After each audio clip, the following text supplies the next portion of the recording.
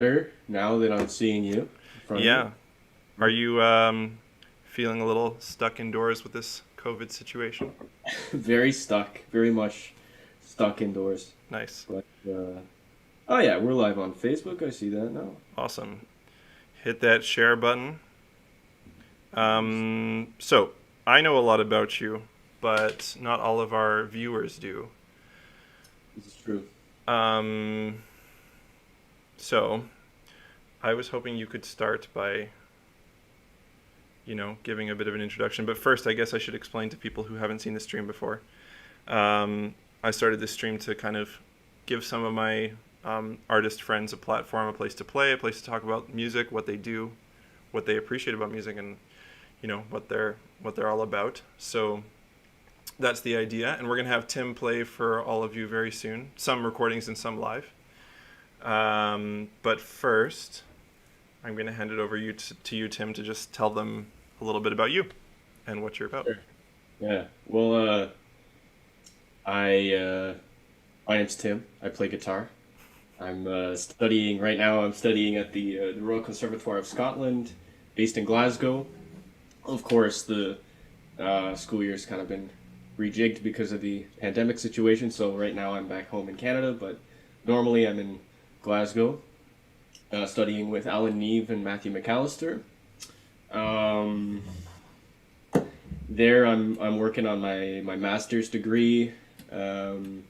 Mostly still working on my solo project, but also formed a trio this year with Evan Dim and David Steinhardt, two buddies I met years ago. Actually, I met Evan at Emma's Festival in Hamilton, and I met David like 6-7 years ago in Montreal at Pat Kearney's festival. So we're having fun playing together.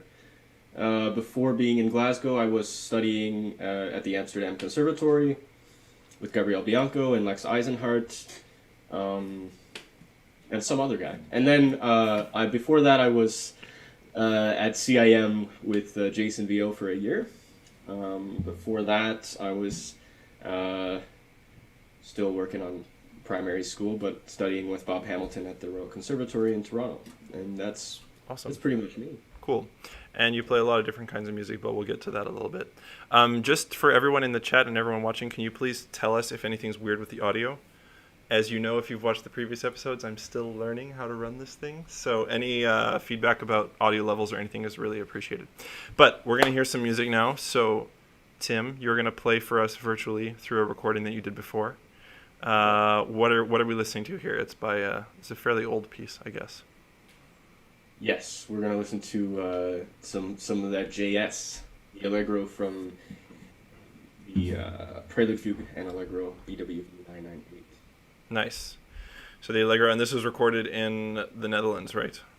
That's right. Yeah, I recorded this in The Hague with Young Classicals about a year and a half ago now, and the session was in this awesome venue, one of the King's old art galleries there. It's just now like a state building, but. Cool venue. So the video you'll see I'm playing in the ballroom. Awesome. Cool. All right, let's listen to this. Okay. This is a different video, I guess. What's going on here, Tim? Oh, that's just me. This is Tim 10 years ago playing some Scarborough Fair. Okay, but in all seriousness, let's actually watch the Bach now. Oh, man. Michael.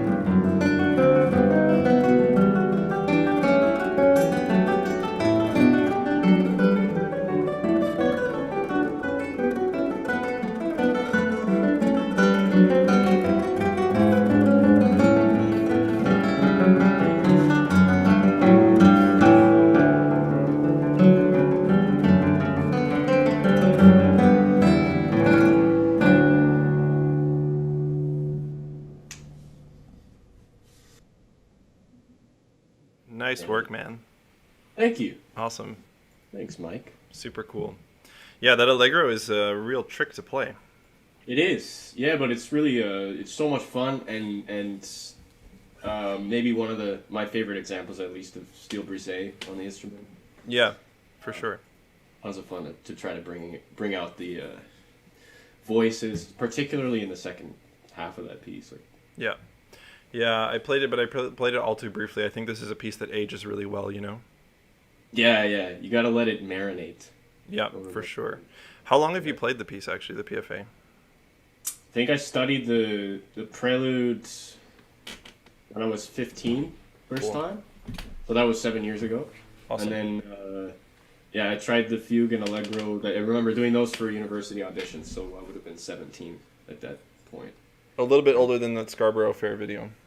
Exactly, just marginally older, yeah. Had you gotten rid of the fringe yet by that point, or?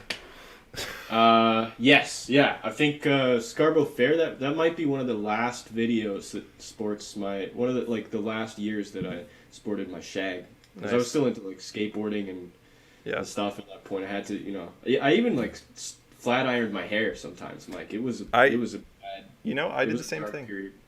I went through I don't know if this is exactly the same, but I went through an emo phase for sure where I flat ironed my hair and dyed it and stuff. Had like the black and white, hair.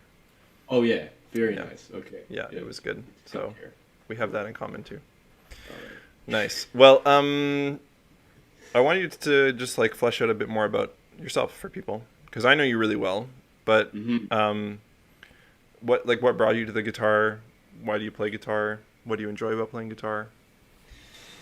Big questions. What brought me to guitar? Initially, familial influences. So, like, particularly my uncle, who's an amateur acoustic guitar player, but like big role model for me.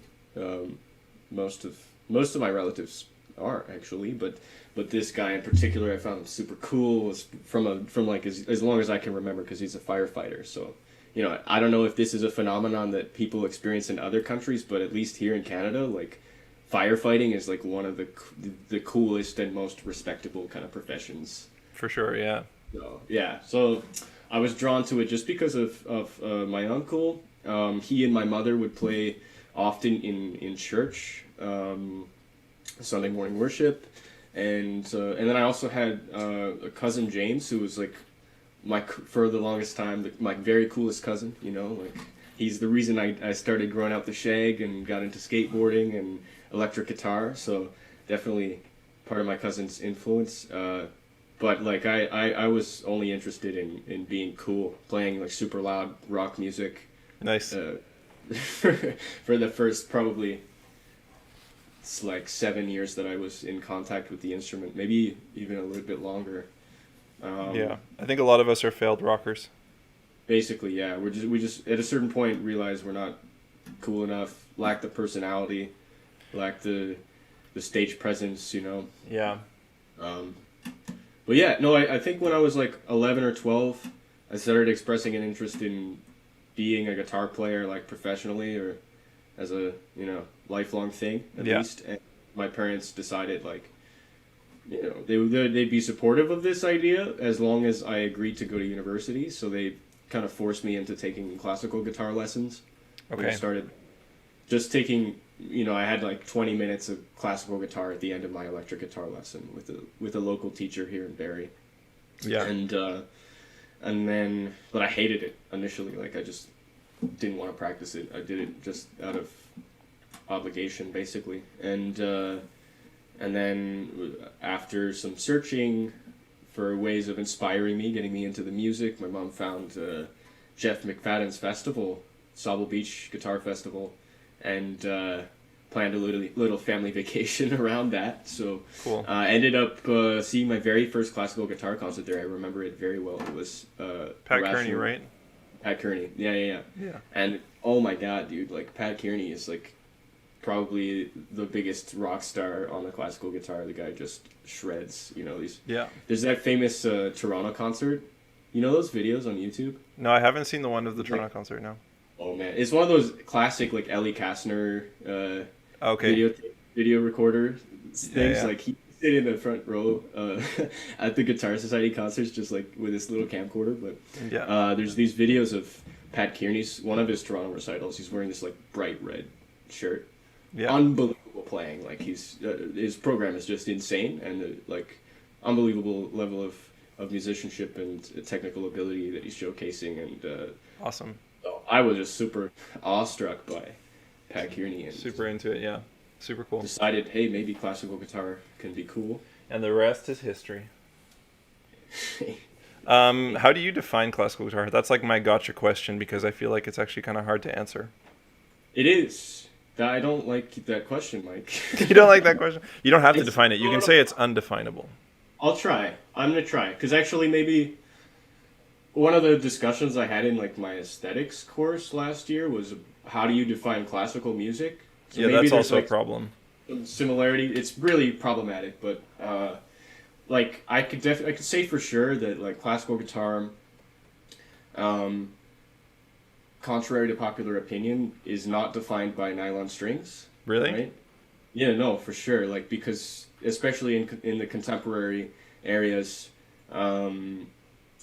contemporary classical composers write scores all the time that call for electric guitar, and you have to take a sort of classical approach in interpreting these works.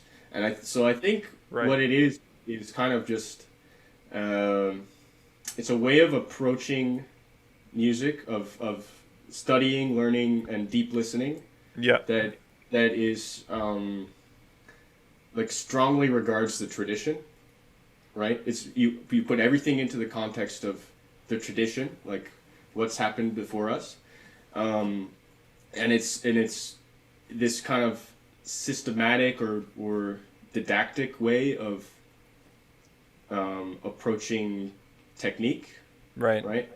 And I think it also kind of denotes like a almost academic, certainly philosophical approach to the way that we think about music, the way that we Approach a score. the way that we performance. approach it, playing it, certainly the way that we approach listening to music, and musical performances. It's there's a specific way that we learn in school, and this I don't Yeah. think extends to other traditions necessarily. Yeah, but don't I you think think also like, there's a huge emphasis on virtuosity right? and That's true. Experimentation, but within like a certain framework or with certain parameters. Yeah. I mean, but isn't defining it by tradition, doesn't that, I don't want to say limited, but doesn't that remove kind of the idea of progressiveness from it in terms of like progressing the art form? I mean, I know it does move slower than other forms of music in some ways, Yeah, but it's that's not what I mean devoid by of it's not devoid of that progressive movement, right? No, for sure not. Like that's what I mean by the experimentation. But I think that like you can't progress anything unless you know like unless you can contextualize all of the information that you have about it already. Right. So that's kind of what I mean. But just by like regarding the tradition, it's not necessarily what defines The genre, yeah. guitar is that it has a tradition, but just that like our approach to learning it and also just the music that we choose to play, it has a strong kind of regard for us, especially like specific characters like Bach, for example. So I don't know. It's not the tradition that necessarily defines Right. what it is that we do, but maybe one of the aspects, one of Right. the definitional aspects, like it's probably a confluence of all these different ideas that not necessarily all of them have to be there for you to call it like classical music or classical guitar, but Right. I Cool. don't know. Those are at least some of the elements I see in it. hmm I mean, that's nice. I feel like you're trying not to come up with like one definition that just has one or two factors, but sort of encompasses all the different things that are part of the tradition. But it's confusing. It is. It's so non-specific. Like Yeah, and classical music itself is not a great category in terms of being able to define it. Like it's just it's just one of those umbrella terms that like can mean almost anything. yeah, Because you could say that you could make super strong arguments that like Radiohead, yeah, their compositional approach is quote unquote parallel. classical. I mean, definitely Johnny Greenwood's output. I mean, Yeah, for sure. right? But yeah, Yeah, the lines are not as solid as we think they are between these things. One more serious question before we do some silly things. What does it mean to be a professional musician to you? Professional musician, probably just that you. Jeez, Mike, I don't like these questions. I know. I'm trying to grill you with things that you can't answer because then it makes me look smart. Sure. Yeah, no, for sure. You already look like you've pulled out the trump cards like right off the bat. I mean, you're drinking beer out of a can. I'm drinking it out of this beautiful goblet. I'm drinking it out of the can because I like the can. Look at this. Headstock IPA. Wow. Yeah, it's great. You're such a nerd, Tim. Dude, it's from Nickelbrook, Burlington-based brewery. Burlington, Ontario. I mean, if it's from Burlington, you can't put it in a fancy glass. I mean. No, I mean, okay. Well, no offense to Burlington people. Yeah, sorry, Burlington. I don't think is anyone listening. I don't know. Sorry, if you're from Burlington, it's probably lovely. I haven't been there, but bunch of coastal hipsters. They all think they're, Anyway. Exactly. Well, I mean, I live in the Netherlands, so hipster central. Oh, jeez. Yeah. In some ways. Definitional. But yeah. Professional musician, though. I don't know. It's at least that you make part of your living. Okay. Part, in but music, not all. In one capacity. Okay. Some aspect of your living. I think it just speaks to like education, a sort of peer assessment, credibility. Okay, peer assessment I can get behind. I'm not sure if education is a necessity for a professional. No. But which I know sounds controversial, seeing as I'm doing my second master's right now. But I just. So I don't think formal education is a. It doesn't necessarily mean you have to like have a university degree, but yeah. Absolutely, to be a professional musician, it takes education. Like you can't just kind of happen upon it and discover this hidden talent out of nowhere. As much as are you saying it takes practice and it's not just like God-given talent, Tim? That is exactly what I'm saying. That's honestly one of my biggest pet peeves. How controversial. Yeah, super controversial. Yeah. Hot take for everyone out there. Hot take. Oh god, this is a millennial stream. Yeah, no. Musical ability. Not a God-given gift. Takes practice. Maybe we're born with natural propensity towards certain things, an inclination towards music. Maybe my hearing sensibility was more elated than the next person's, but yeah. I mean, no, but I mean, these are all muscles. This is what I tell my students all the time, especially new students, is like, you might be good at one or two things that it takes to be a musician. Like you might have a good ear, you might have good rhythm or something, but there's going to be a whole list of other things you're not good at. Yeah. And if there are a list of other things you're not good at, it's not because you're not talented, it's just because you have to train those things. It's not, yeah. I don't know. But yeah, this as a classical guitarist, our instrument is like impossible to play, so. Yeah, it sucks. Yeah. It's like the more work you put in, the more you realize you can't do. Yeah. And won't be able to. Yeah, Nathan was saying in the stream with him that it's like, maybe by the time I'm 40, I'll be good at guitar. Yeah, hopefully. I mean, I think he's already good, but okay. I think Nathan is incredible. I think it's just like we all hold ourselves to these impossible standards. Yeah. Like for sure. Unreachable expectations. Yeah. So what's the most embarrassing or hilarious thing that you've done on stage or in a class? Could be like embarrassing or could just be like funny in retrospect. Maybe not funny in the moment, but Okay. Oh man. Couple things come to mind. Definitely when I was, I think 14, I played in one of those Guitar Society of Toronto community outreach concerts. Yeah. And I shouldn't have been so embarrassed because of like who the audience was, mostly like just local people, not really like music critics or something, but I was playing some Bach and I had such a major memory slip, like I at a certain point just could not continue. And I tried to start like a little bit further back. I tried to start like in the next section, just couldn't continue. I just my mind just went blank, and it's. This is a hazard of playing Bach, though. I mean. Absolutely, there's just so many traps in there, but that was humiliating. That experience for sure. But I was a kid, so it's kind of justifiable. Yeah. Well, and even if you're an adult, you survive those things and move on. Sure. Yeah. I mean, it's just a memory slip. Like it happens to everyone. I used to wear these glasses that were like big plastic frames, right? Oh, horn-rimmed glasses. Yeah. Yeah. It's classic. They're in some of Classic. your YouTube videos from when you're like 18 or something. They are, yeah. Or 17. And so when like my last year at the Taylor Academy, at the RCM, I did this little shared recital with my friend Beattie, and I remember during that time I hadn't had like my frames adjusted in a while, and I was like playing this recital. I remember I was super nervous, sweating a lot because I was playing like PFA and The whole thing? and yeah. Oh, God. And so I didn't go easy on myself for this like nice little fun memory at the end of my studies, but I was sweating so much on stage that my glasses just slowly started slipping down. Yeah. I've had You know, that happen so many times. My glasses were just like this, you know, like, and I'm sitting there on stage, and I'm like in the middle of playing like a Bach fugue or something, and my glasses are just like this. And dude, you don't know the number of jests I got from people after that. Just like unforgettable moment. Like, I'm sure. yeah. Anyway, it's Yeah. embarrassing. Nice. Embarrassing. Awesome. Well, would you like to embarrass yourself further and play some music? I have one more story though. Just kidding. Okay, one more story. Okay. It's not being on stage. I asked for... Okay. Anyways. I'm sorry. No, I'm sorry. Go ahead. Are we tight on time here, Mike? Yeah, you can just... No, you can go all night. Tell embarrassing stories. Go ahead. Okay. Well, yeah. I mean, I'm an embarrassing person, so like, That's why I brought you on.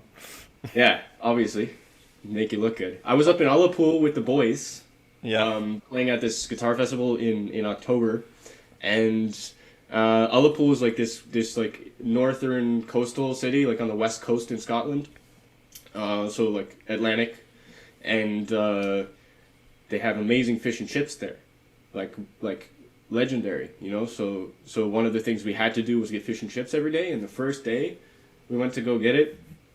It's a very particularly windy day. Evan is getting excited in the chat, by the way. Yeah. Evan, screw up. Anyway, go to get fish and chips, right? But this place only does to go. You know, they're so good that like they're so popular. Like you can only get them to go. You know, fresh haddock from the Atlantic. Like you can't believe how good this tastes, right? So I get it in my to-go box. I load up my chips with like tons of mayo and ketchup and vinegar. You know, as you do, and you know, lemon juice on my haddock. Like so ready, going all out, right? All the stops.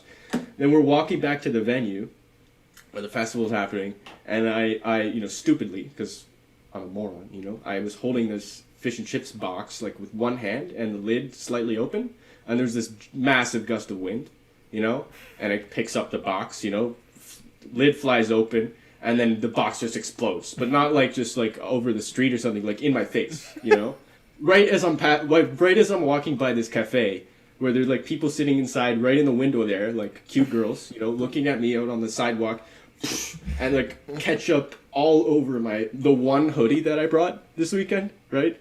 Of course. Because I'm a moron, right?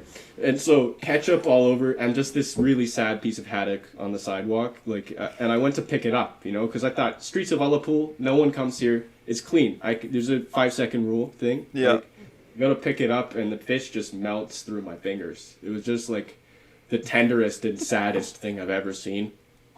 And of course, like Maso, Joe, Evan, David, the other students who were there, just killing themselves laughing, like couldn't contain themselves. Just like it was it's now referred to as the Ullapool incident, and it's brought up almost every time that I'm due for an embarrassing moment or something. Moment, so. Nice. Anyway. Fish and chips. I mean, that's sad. It's really sad. Tragedy. But I'm telling you, that wind was ferocious. Yeah, brutal. Okay, well, what are you going to play for us now? And by the way, everyone who's in the chat, please feel free to roast Tim, first of all. And secondly, after you've roasted Tim, please share the stream so that other people can see him and hear him be roasted. And also hear his playing, I suppose. The man to be heckled. Yeah. So please give it a share. And just so everybody knows, too, there is a link in the description to support the stream and support the artist if you're interested in doing that. But what are you going to play, Tim?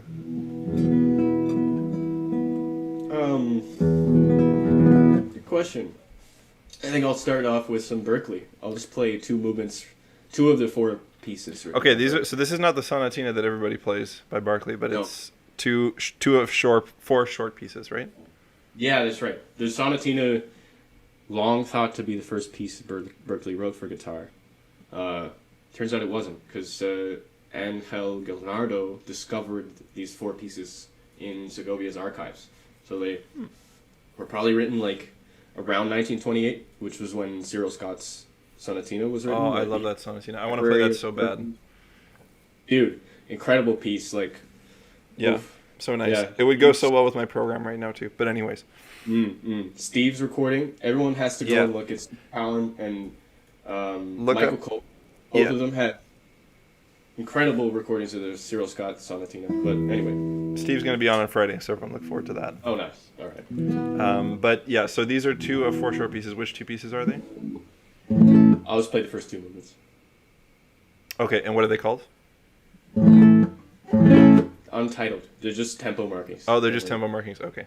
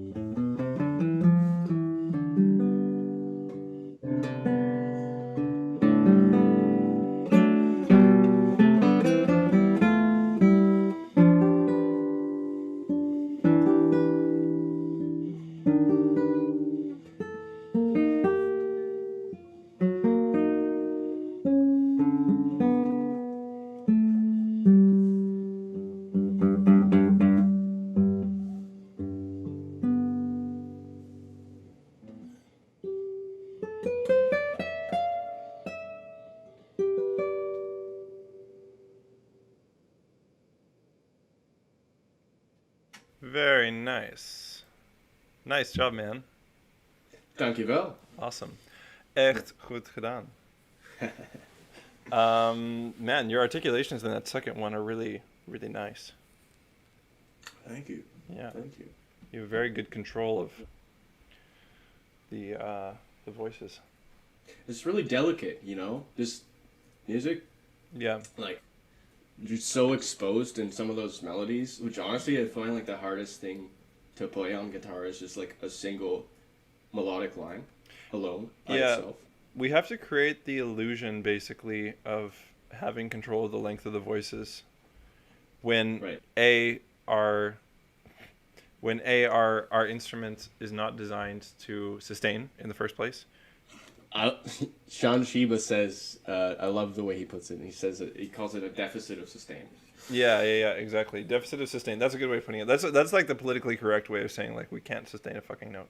Yeah, but also we not only that, but like we can't sustain, and then also we have a lot of trouble controlling the length of the voices because of the problem of open strings, closed strings, etc.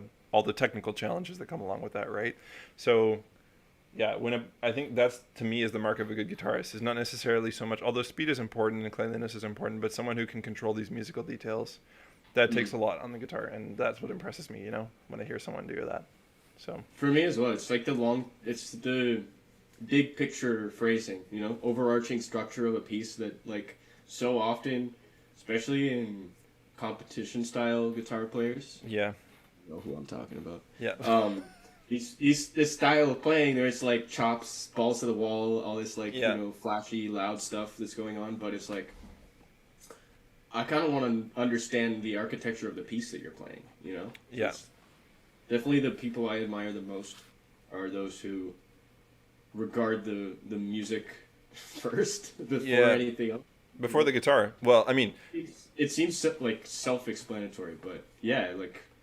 Before the guitar, especially, that's so hard as a guitar player to do. You know. yeah, for sure.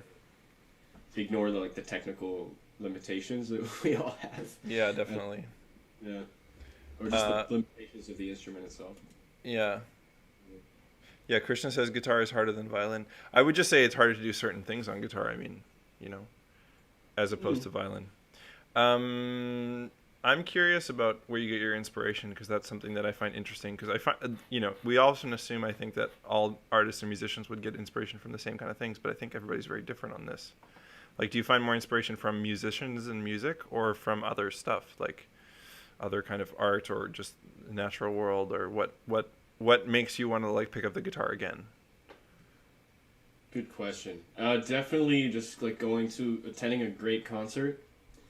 Generally that's like a non-guitar concert, but attending a great concert, that's been one of the go-to sources for inspiration. It's a pretty obvious one, but like, you know, making a conscious decision to go also regularly to quality concerts, like orchestral and chamber music concerts. That was one of my favorite parts about studying in Amsterdam, was that I could go and see the Concertgebouw Orchestra basically every week, like super Yeah. cheaply, um, whenever I want it, basically. Yeah, we had tickets to see Yuja Wang, and then this coronavirus thing happened. Doggone Which Rona. sucks. Yeah. Anyway, yeah. But also just like for me, one of the biggest things is reading, like literature. I find that's one of the channels I can go to that really reopens my imagination and like my creative flow, which can be stifling, especially when I'm like in a busy study period and it feels like every time I touch the instrument it's just a chore. Like I have to work to complete an assignment before a deadline or whatever. Yeah. It's easy for it to become I want that. to be able to just find this like creative flow, even just in the practice. So that because it's so natural for me to, I think for a lot of us, to approach our work like this, practicing the instrument in such a mechanical way. Yeah. Like this kind of robotic, routine-based fashion that like kind of almost ruins the music. It's so unartistic, but it's it's necessary work Yeah. to a degree. But then It's it always it's has to be just like viewed as a toolkit that you use to express the musical idea, and it's very difficult to express an idea or to have anything to express in the moments when I feel like stressed, busy, uninspired. So definitely like literature and quality concerts. Going to see a good like orchestral concert or something. cool. Awesome. Yeah, it's really hard. I think practicing is such a huge paradox between the artistic and the mechanic. But I think also like you have to just build in different kinds of practice. Sometimes I have to sit down and I have to read something that I'm excited about reading. That's not in my program, that's not part of a deadline, not associated with anything I have to do this month. Mm-hmm. And then sometimes I have to sit down and play through a piece and not think with my practice brain about improving things, but just try to express myself as much as possible in that moment in order to prepare for a performance, right? And then maybe later that day I sit back down and do the opposite thing with the same piece, right? Mm-hmm. Yeah. But it's hard to know when to do each of those things, and I think that's kind of an art form, like knowing how to practice.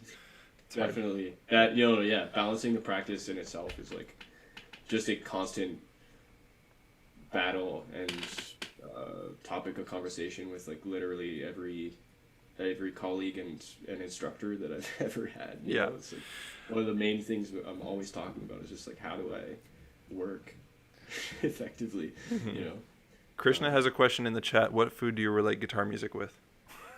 What food do I relate guitar music with? This is kind of random, Krishna, but okay, I'm going with it. Anyone else sending questions, you can let us know. This is casual. I don't know if I've ever thought about relating it with food. I usually relate it with beverages, but Yeah, beverages are more of an easy association. Like, of course, Krishna's coming at us with the culinary questions. Yeah, of course, exactly. Mr. Chef Boyardee, but I don't know. Is beer a food? Because like that's mainly what I would have. Beer is more or less a food. I mean, it has like wheat in it, right? So. Yeah. You have a Guinness, pint of Guinness. It's a meal. Pint of Guinness. Been drinking a lot of Guinness this year. I gotta tell you. I like Guinness, but I don't know if they even really carry it here very often. They do? Oh, Jessica's nodding next to me. They have it at Batavia. Batavia. Okay. Yes, our spot. They don't have it at Albert Heijn, I don't think. Usually no. Usually not. You're right. Anyways, I'm really enjoying the Belgian beer. I mean, obviously, since I moved here. It's been 3 years now, and I'm still not sick of it. Silas says, what are you guys drinking / fave beers? I am drinking a beer which is kind of like a sort of mid-rangey beer here, I would say, called Hertogjan, which there is like a cheaper version of Hertogjan, but this is like their Lentebok, like their summer or their spring like seasonal beer. So it's like it's Lent season indeed. So. Yeah, it's not like super nice beer, but it's not, it's like it's pretty okay. It's pretty good, yeah. Middle of the road, like you said, right? Middle of the road, but it's good. I like Hertogjan. And there's a little song in the book that I teach my Dutch students with called Hertogjan kwamen. So Hertogjan is coming. So he must be some folk figure in the Netherlands, which I don't know anything about. If anyone in the chat knows about Hertogjan, let me know. But what about you, Tim? What are your favorite beers / what are you drinking?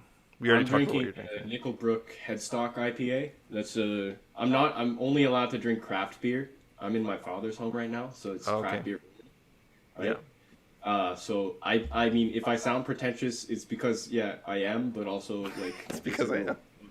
like so that's the one I'm drinking. But I gotta say my favorite beer lately. I'm a big IPA guy. Yeah. But that kind of like it's so non-specific. What does that even mean? There's so many different types of IPAs. I But love my favorite- IPAs, but there's not enough here. That's true. My favorite IPA in the Netherlands is the Brouwerij. Yeah, that IPA. one's good. Super nice. But okay, my favorite one that I had recently is from Collective Arts, Hamilton Brewery. Their State of Mind IPA. Yes. Incredible.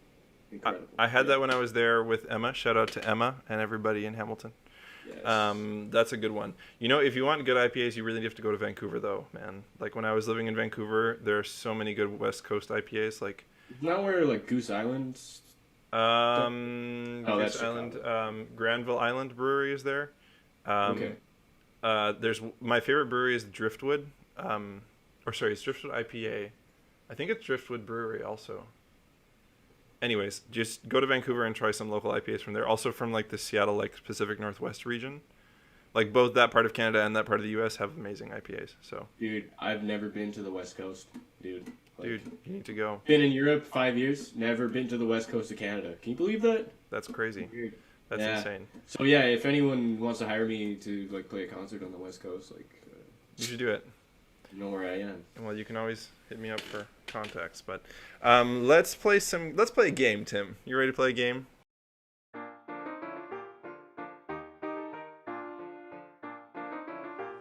Here is the part of the show where normally we would play the repertoire guessing game, where I embarrass the guest by playing clips from guitar recordings and having them guess the piece, composer, and player, and we talk about the music. Unfortunately, YouTube and/or Naxos, the label where many of the recordings come from, automatically block my videos when I do this due to copyright claims.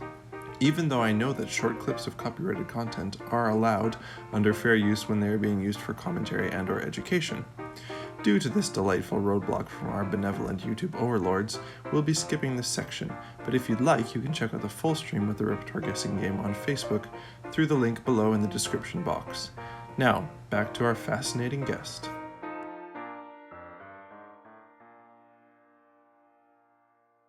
Oh man, that was like my next guess, bro. Trust. Sure, okay.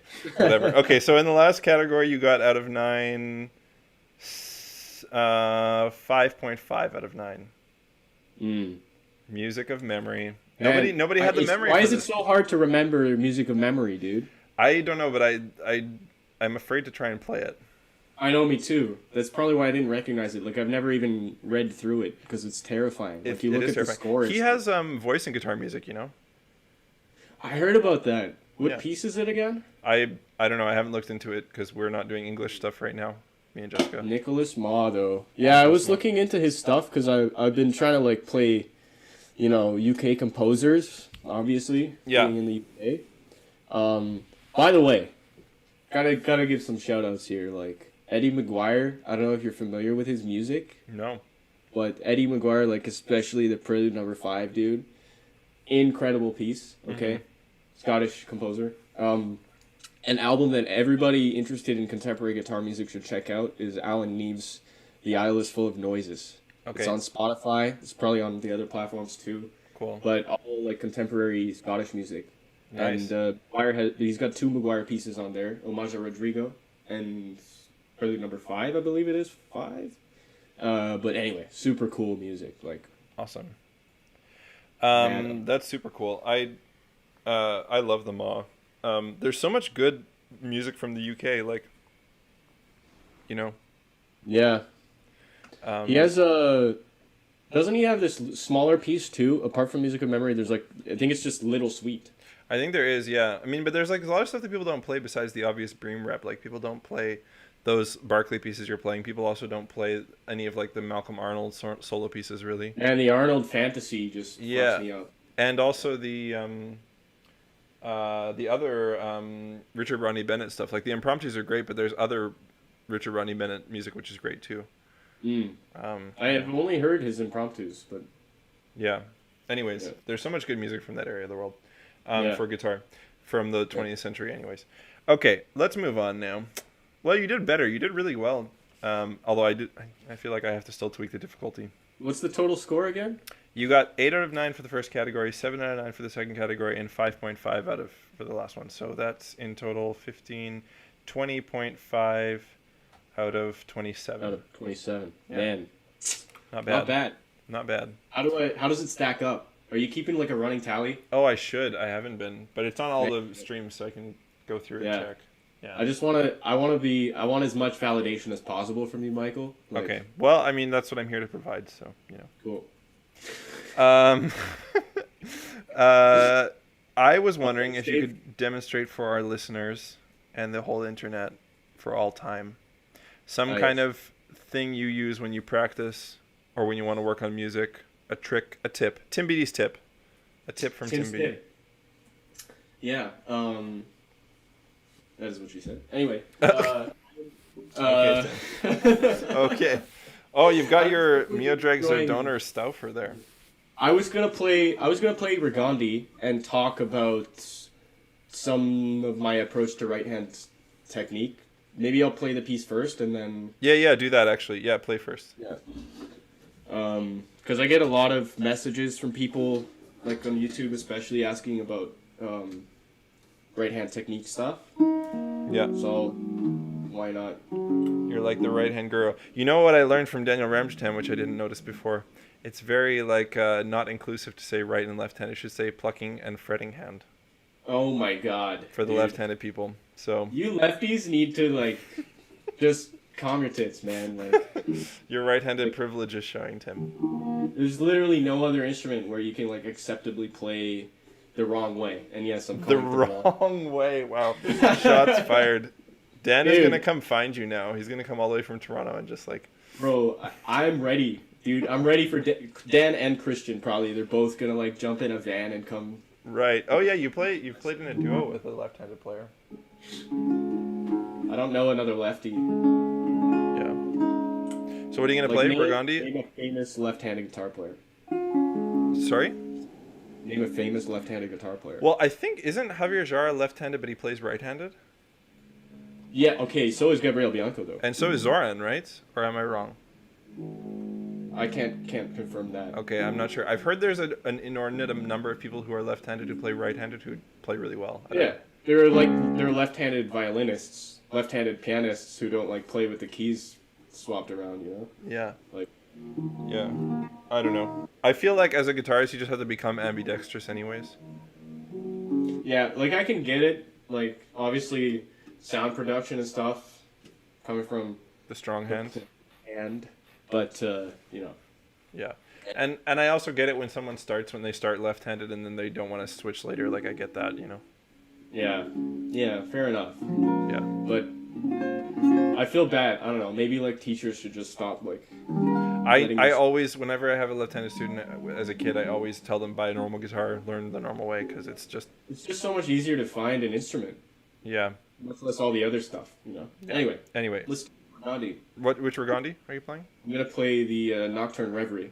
Oh, awesome! Cool. Yeah. Enough time for me to go make a cocktail. Indeed, yeah. Do it, man.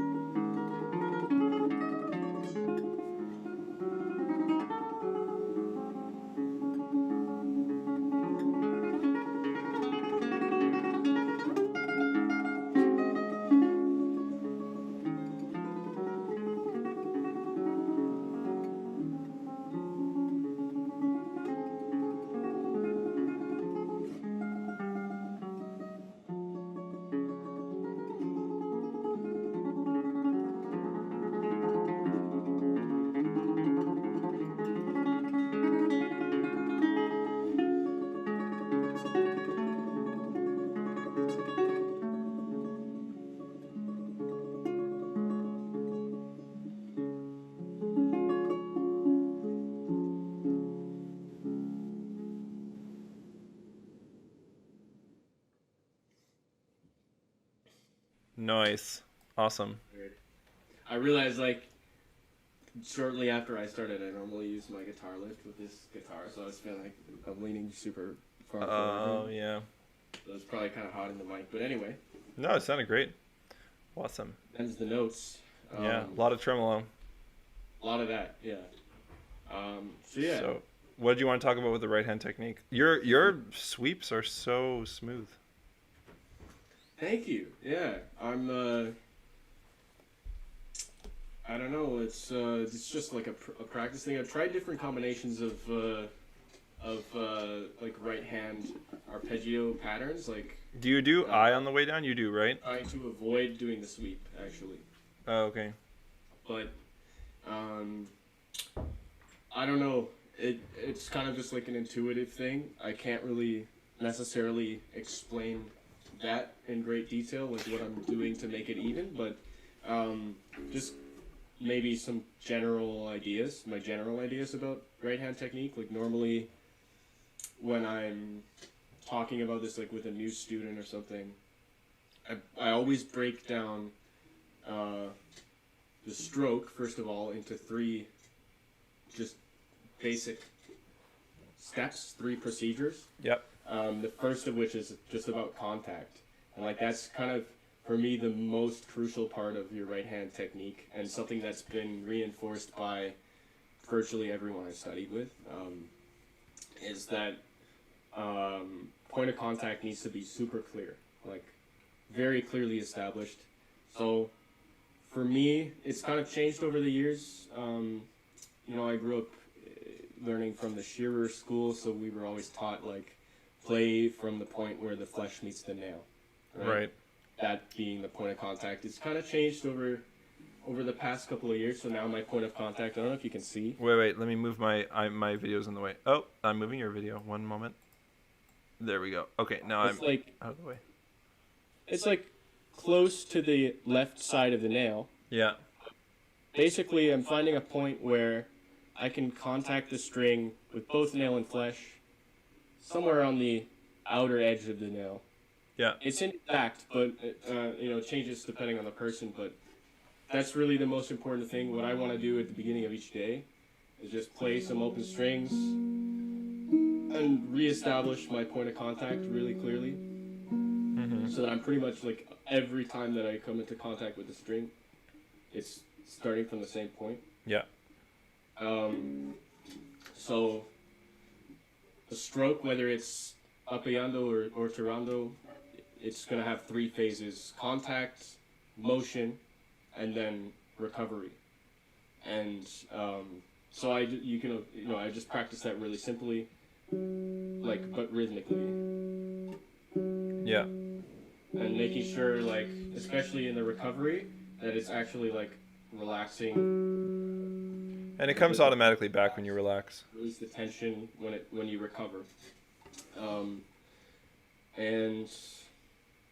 I think the most important thing that's so often overlooked, like in basically every technique book I've ever read, with one exception being Scott Tennant's Pumping Nylon, Yeah. is that I think the most crucial aspect of guitar playing in general is that we exercise our extensor muscles like purposefully, because we're always using the flexors like every time that we play, every time that we grab stuff in life, but it's very rare to actually like exercise this muscle Yeah. that allows you to recover with speed, right? And like it's 50% of every note that you play. So super simple exercise for developing extensor strength is just like a rasgado,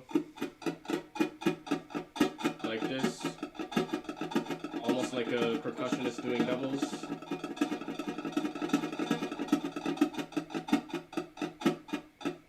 That was IM, and then I do it with all the combinations, so AI.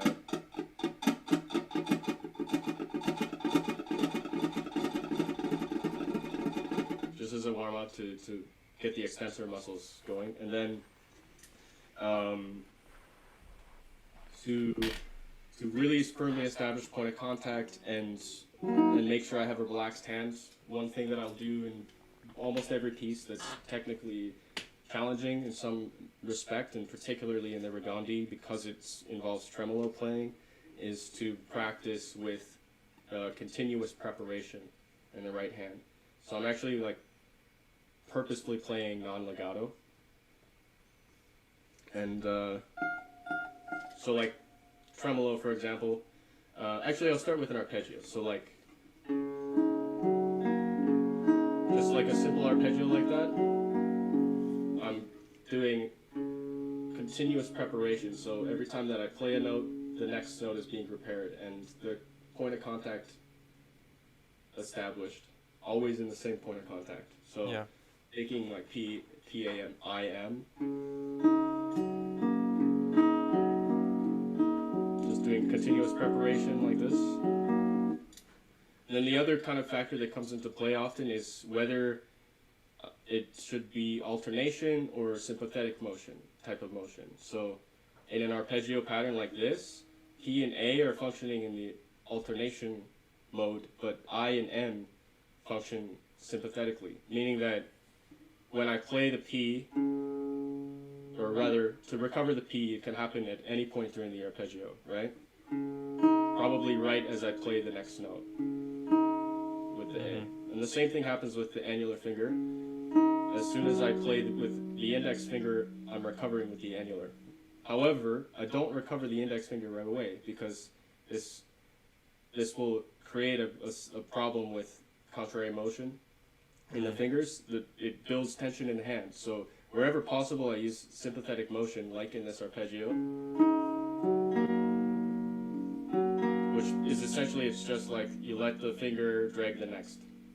And it has to be done rhythmically, obviously, but that's the sympathetic motion. You can read a lot about that especially in Shearer's method, but all sorts of resources. Anyway, so that's alternation versus sympathetic. Bringing that into the tremolo. I don't know if I'm moving too fast or something. No, this is good. Okay. And then maybe specifically about the tremolo,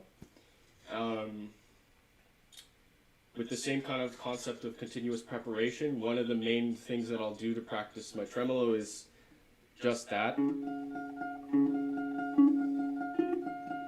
I'm just preparing each note as it comes, also in the bass.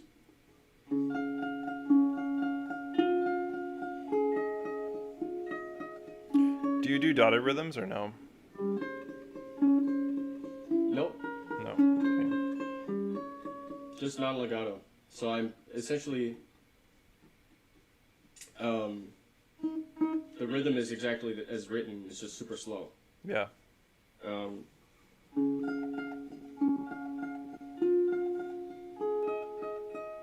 you can see in the bass, like I automatically pair each. Yeah. Go to the following string. Yeah. So continuous preparation like this.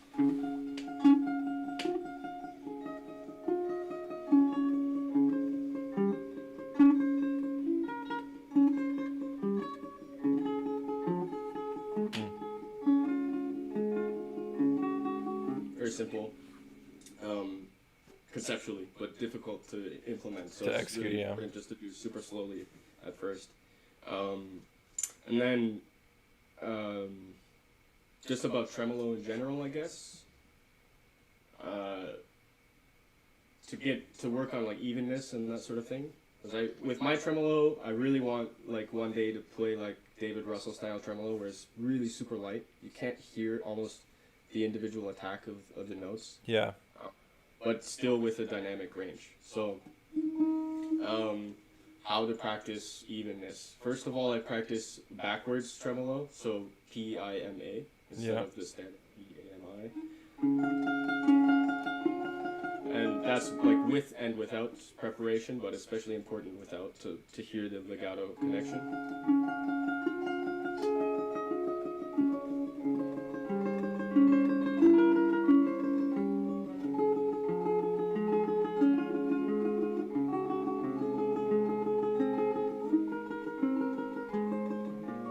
I'll do that with the whole piece, generally really slowly, and then like I'll pick two different tempos, usually like approximately 50% of performance tempo, and then maybe 80% performance tempo Yeah. for the second.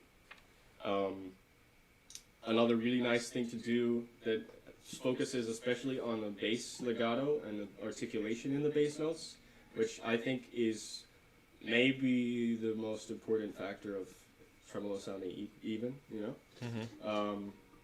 is to take out some of the notes in the fingers. So in the upper, just take out some of the notes. So like most obvious is to just do PM, right? Maintaining the same rhythm, but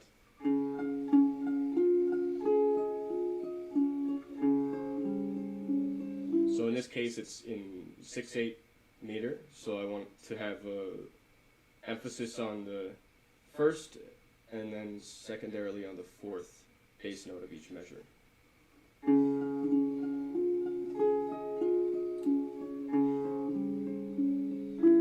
And you feel the overall shape of the phrase, yeah. And then you can feel the phrase more easily, and you can work on bass preparation without the so much happening in the fingers. Yeah. And I like to take this approach of kind of breaking down the tremolo as a way of also just focusing on the evenness. So not so much on the bass articulation anymore, but just evenness in general. So maintaining the same rhythm. As would be written, just taking out some of the notes. So, for example, if I'm playing P-A-I, I play the first, second, and fourth of each 30-second note grouping, right? Yeah. So it's... Oh, sorry. Oops. Yeah, I did this with... Or P-A-M.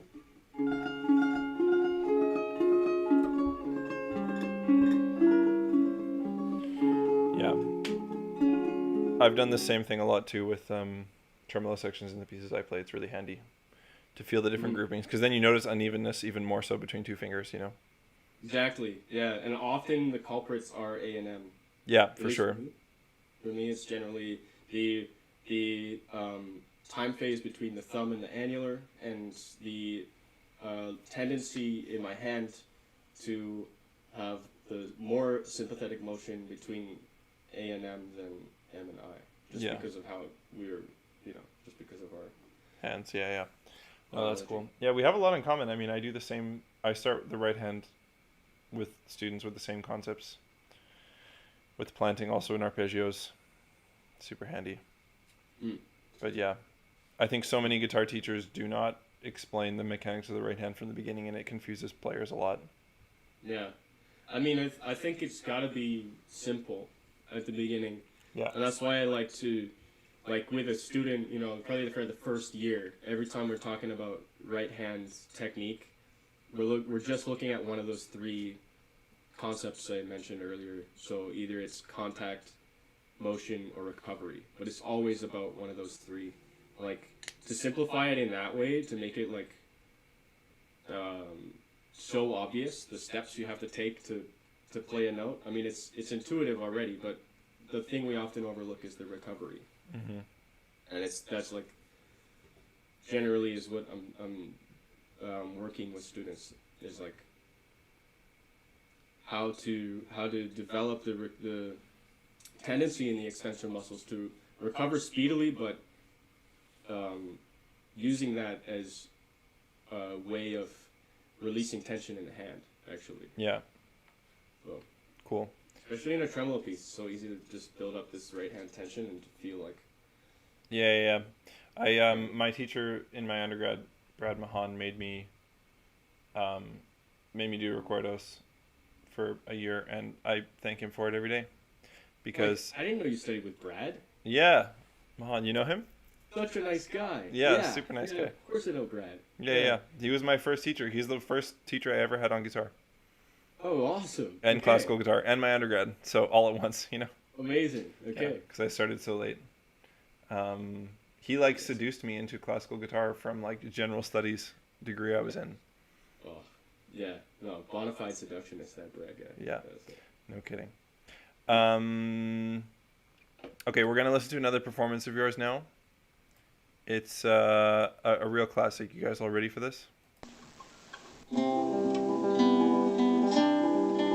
you're demonstrating your right hand technique pretty effectively here, Tim. Yeah, now you can see the Yeah. Yeah, I mean, I see some preparation, I think. a little bit. Yeah. I mean, you've got like the head bob going on for sure. The head bob, yeah. The necessary the neck tension. Yeah. Yeah. Yeah. This whole yeah. Yeah, that was great. Very good. Posture is key. Posture is key. From 10 years ago, you had technique from the beginning. It was 11 years ago. 11 years ago. Man, I wasn't even playing guitar 11 years ago. I was 11 years old in that video. Amazing. Incredible. Crazy. So, what is your current concert program, and why is it what it is? I always want to know why people play the music they play, because, well, unfortunately, a lot of guitarists don't think about why they play what they play, but I think you probably do. So, can you give us a rundown of why you picked what you picked? I do try to put some thought into it. It's kind of so. I'll just like the rep that I'm playing at the moment doesn't fit into one program, but I'm playing still Brauer Sonata del Caminante, ha ha ha. Maro for Venezuelan waltzes. Hopefully, we don't get copyright infringement for me saying the title. For even saying the name of Brauer, yeah. Yeah. Video's taken down. And then I'm playing the Ligeti cello sonata, Berkeley for pieces, Regondi, Nocturne-Rêverie, and 2 Dowland fancies. I think that's everything. Okay, is there a thread tying... I'm playing a Hey 2 intermezzo as well. Oh, cool. I don't think I mentioned that. Nito Burrito. Yeah, I should have done it chronologically because I confused myself, but Yeah, I think that's okay. So I'll explain. The Brauer and the Laro, I was actually planning just to record. Recording's been canceled, obviously, because of Coronavirus. in the world. But I was recording. I was gonna record those for a what would have been like, I guess, a South American themed, the basis of a South American themed album. Because I've been playing both of those pieces for like a long time. The Laro waltz is like forever, like as long as I've been doing classical guitar, basically. And then for the rest, I had in mind that I wanted to play a good amount of English music, particularly music written by folks who have lived in London, because I'm just fascinated by London guitar scene, particularly in the golden era. I think it's like super underrated, because people are always talking about Paris and Vienna being the main centers, but like Soar's tenure in London kind of ensured that the guitar took off, and I think there's a lot of great and underrated composers writing. So many of my favorite 20th century pieces are from there. I mean, yeah, I know, and 20th century just took off, especially because of Julian Bream. Yeah, well, Bream, yeah. Bream and Williams together. We have Bream to thank for so much. Yeah, yeah. So, Also, Emma says Nito Burrito. Yes, Emma, I'm still using that catchphrase. Oh, what a dork. Okay, so London is one theme. London is a theme, yeah, for a few reasons, but mainly it's just like wanting to play music from UK composers, as I mentioned before. So Now that you're studying in Scotland, yeah. yeah, so hence the Dowland Regondi. Cool. Well, Regondi isn't English, but he lived in London for many years, so I consider it to be English music. Yeah. I love Dowland. Yeah, Dowland is just It's phenomenal. so magical. Yeah. It's and like, I really like yeah. some of these fancies, you just never hear, especially over here. Yeah. In Yeah, there's the so many. North. I went through like a phase 3 or 4 months ago where I was listening to just like Nigel North and Paul O'Dead basically for like a month. It was awesome. Yeah, legends. Paul Galbraith also has some incredible albums, specifically featuring the music of Dowland, like Sir Langton's band, probably one of the like lesser known pieces from Dowland, but like incredible piece of music, and so much more elaborate than you would expect from like a solo lute work coming from like that period, from the Elizabethan era. It's kind of shocking how sophisticated these works are. So I really like the aura that you get from Dowland's music.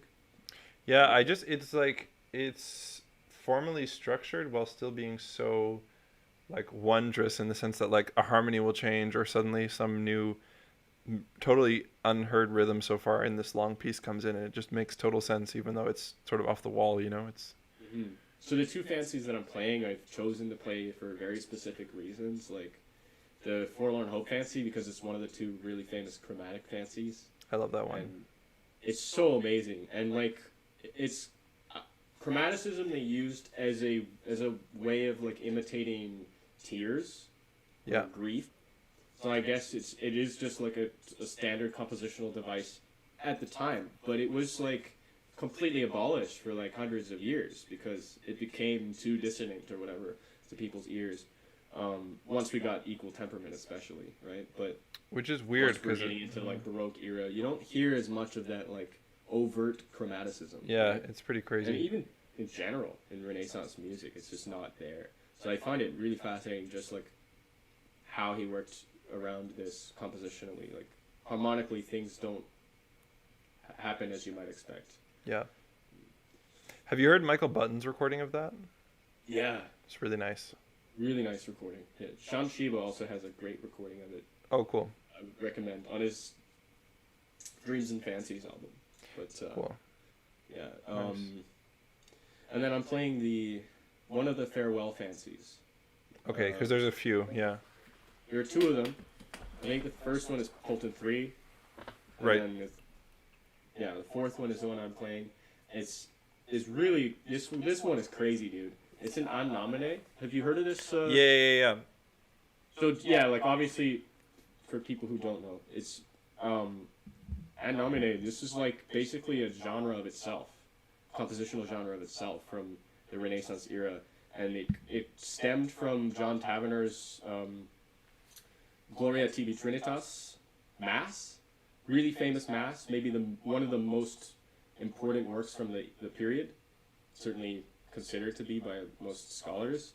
And there's a section in the Mass, an nomine section, which was so highly regarded, so famous, and so loved by other composers of the time that they just like quoted this one section, I think from the Sanctus. Don't quote me on that, but anyway, it became like this whole genre. So this fancy, the Farewell Fancy, is while being a supposedly freeform work, with the setting of a pavane, like the impetus of a pavane, it's in cut time. You feel very strongly the emphasis on the second beat, and the minims that mark the whole structure of the piece. Like throughout the whole piece, you hear in the upper voice functioning almost like a bass line, these half notes that just like demarcate the structure of the piece.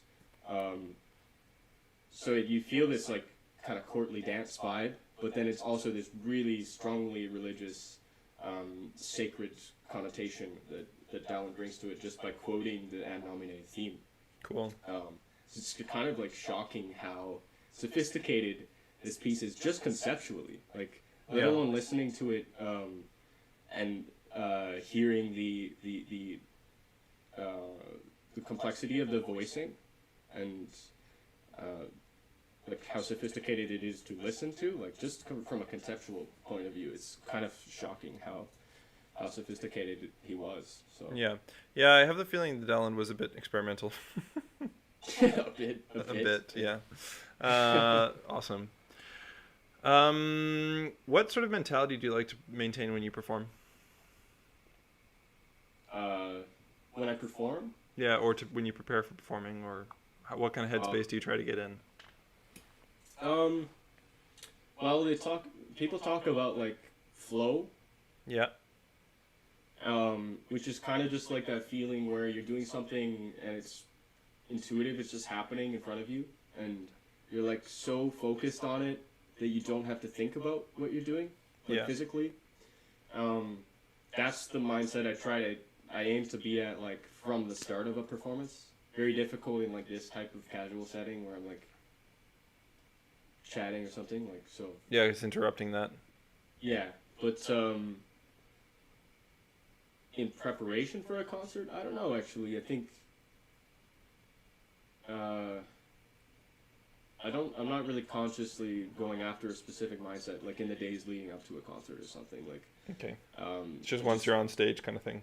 yeah, I live as normal, and for sure, like the day of a performance, I mean, there's certain things that need to be done. Like, I need to make sure I have my concert dress and like I have Good nails and everything. Music memorized, but probably I took care of that earlier, and I need to make sure like I've got strings on my guitar and that I'm warmed up and stuff. But I try to keep away from any sort of routine, any kind of like predictability. Even like I know people who will have to eat a specific thing at a specific time. Yeah. To it, and like they have to do their nails at this time, and then they have to like do this specific warm-up exercise like exactly 15 minutes before going on. I feel like trying to control all the variables is just like adding stress for me. Exactly, and it's unreliable. Like, yeah, because being a professional, things are not. You basically have to be ready to play in any situation. Like, totally. You never know when the bus isn't going to run, or you got the wrong address of the venue, or something's not. You don't have some of your equipment, or you don't have your nail file because you forgot it because it was your busy day teaching all day and then going to perform or whatever. And it's just And if you're just like if you're stuck to this specific routine or mode of doing things or preparing yourself psychologically, like if any of those steps kind of doesn't happen, is gone. Yeah, it's going to be like inevitable. Then it throws you off a little bit. So. Also, I think if you're trying to keep control of everything, it's not going to result in comfortable performance. Like you can't control everything. It's just not part of performing music, really. Totally. I don't know. No, there's so many things beyond our control. I think, like, the important thing is just being able to sort of more or less reliably, arrive at this flow state, this specific frame of mind. Even if you're not in control, yeah. Yeah. Yeah. Because that's really the only thing I can control is what happens once I get on the stage and start playing my guitar. Yeah, exactly. Anything before or after that is like not even worth thinking about, as far as I'm concerned. Like, yeah, for sure. Thinking about how people are going to respond to what I do, or how the specific audience is going to respond. Like, obviously, you need to take a demographic into account when you're programming, but. Yeah, I mean, maybe when you talk before you play, but then when you play, you just have to give your best and. Yeah. And maybe in the programming stage, yeah, it's true, for sure. But once you have the program and once you're there and once you've already communicated, I think the only time I think about the audience is when I'm speaking to them. If that's part of the performance, right? Right, yeah, no. Definitely that's maybe the most crucial thing to change up, depending on the audience. But like... Yeah, how you present the music. Change your artistry. Just because you're playing for a specific, like, there's something that a lot of, like, that even I used to try to do, like, going to competitions and stuff. Oh, God. Like, figuring out who's judging, and then, like, what's their opinion on Bach? Like, can I do slurs or not? Like, this sort of ridiculousness. This is something that Carlo said to me, was just, like, and to other people, like, don't talk to the jury about what they thought, ever, basically. He wasn't that strong, but he's just, like, not that they wouldn't have something valuable to say. I think he was just saying, like, you want to believe in what you're doing because you've already worked it out between yourself, your teacher, your friends, your colleagues, wherever you find inspiration. You already have an idea. And trying to tailor it to other people is just going to, in the long term, kind of kill you as an artist, I think there is some wisdom to that, although I do think as well that any feedback is useful feedback. You just have to take into account, like, the context in which the feedback is being delivered to you. Yeah, I guess the problem is if you ask the jury, then you feel like next time you're in a competition, especially if that jury member's there, you're going to change the way you play, I guess. I don't know. It's hard. Yeah, it's probably hard not to do that. But I think, I don't know. Sometimes I've gotten actually useful feedback, but the vast majority of competition feedback I've gotten is useless. Like, the number of times, Mike, that I've gotten feedback about the way that I look, like the glasses, right, or I wore or something, like, it's so discouraging. Or it's stuff that's like, okay, that's interesting, but it's not really useful. Like some, like, stuff like, oh, you just your tempo's too fast in this piece. It's like, well, why? And it's just like, well, I don't like it that fast. It's like, okay, well. The useful stuff is when they're talking about, like, Something that Just got like in the way. maybe Yeah. tricks to get into the right mindset, or other like resources to explore that'll help you arrive at conclusions for yourself. Right. Yeah. Or I guess it could be like, well, this rhythmic thing in the piece sort of obscured the music for me. I don't know. It's Sure. just There's hard. like an objective error. Like I heard this really funny story. Gabrielle told me that like, he was one time in a jury and for some competition, and this kid like played a Koshkin piece, but like completely mixed up 2 pages of it, like, and it sounded bizarre. So they played like But they like memorized it that way? 5, and then page 4, and then 6, and then Oh man. right? Yeah, and like apparently half the jury didn't even realize. Wow. Okay. But that's the sort of thing. That's the sort of thing where like I would want to get that feedback. You know, I would want like, hey, by the way, you messed up the order of measures in the piece. And you memorize it that way, yeah. Hopefully, my teachers or like myself Or your really colleagues, you know. practice. I can get rid of those like objective issues. Yeah. But Yeah, I mean that's why we play for each other, right? I mean, doing this live stream reminds me of all those nights in Amsterdam Conservatory when I was also taking lessons there. We'd meet in practice rooms and just play for each other and go get a drink or whatever. But those times are really helpful too, because you play something for the first time for your colleagues and you get that kind of feedback. totally, yeah. And you also know then that it's like it's helpful when there are people who listen to you regularly. You know, Yeah. they're taking into account like the trajectory you're following and the, like how it sounded the last time or whatever. Yeah. And they know it's you, and they know you, and they know how you're improving, and they know what you're working on, and they, it's just it's a little more valuable in some ways. Like I guess that's the thing about competition feedback. Is like it can be valuable, but it's really hard with like one snapshot in time like that to evaluate somebody. Yeah, and ultimately competitions, they're just a necessary evil. Like I don't think it's really that useful for anybody's artistry. Yeah, I don't even know how I think necessary they are, detriment to be honest, For me, anymore. often preparing for a competition, it can be a detriment to my musicianship or risks I would otherwise decide to take interpretively. Mm-hmm. Yeah. You know. Yeah, Like can be useful, but can also, I think there's a lot of ways they're detrimental that people don't realize. So, anyhow, we're gonna play another game. Tim, you ready? let's do it. Okay, this is classical guitar. Would you rather? Okay. So, would you rather only be allowed to play music from before or after 1900? Fuck you. After. After, yeah, okay. I thought so. I'm providing no explanation, just after. Well, but I mean, our repertoire is like largely from. Anyways, we're not gonna go down that rabbit hole. We're just gonna leave it there. No, it's gonna turn into a huge thing. Yeah. Okay. Would you rather learn and memorize in 1 week for a performance? One of these 2 pieces. Changes by Elliott Carter. Oh. Or the Barrio Sequenza. Oh, dude. What? Memorize? And perform. Memorize like starting Saturday, perform Saturday. Oh my god, dude. It's Barrio Sequenza.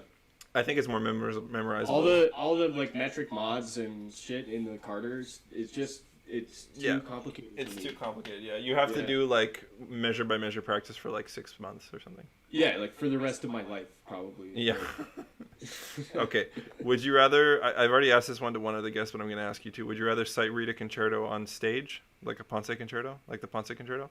Or would you rather play it perfectly from memory, but you like shit your pants at the very beginning? Like really audibly, noticeably, like everything, like the audience, the orchestra, everyone knows and sees and smells and hears and yeah. They smell and hear it, and they see you shit your pants, and then you have to play the concerto. But then you play perfectly. Or would you rather go on stage unprepared and just sight read? You'd rather sight read? Yeah. Your reading is that good? I just can't imagine myself ever recovering from, like, literally shitting my pants in front of an audience of people, you know? Yeah, but it's like you stay professional because me. then you're the guy. Then you're the guy who shit your pants and you played perfectly. You know, it's like I don't know, dude.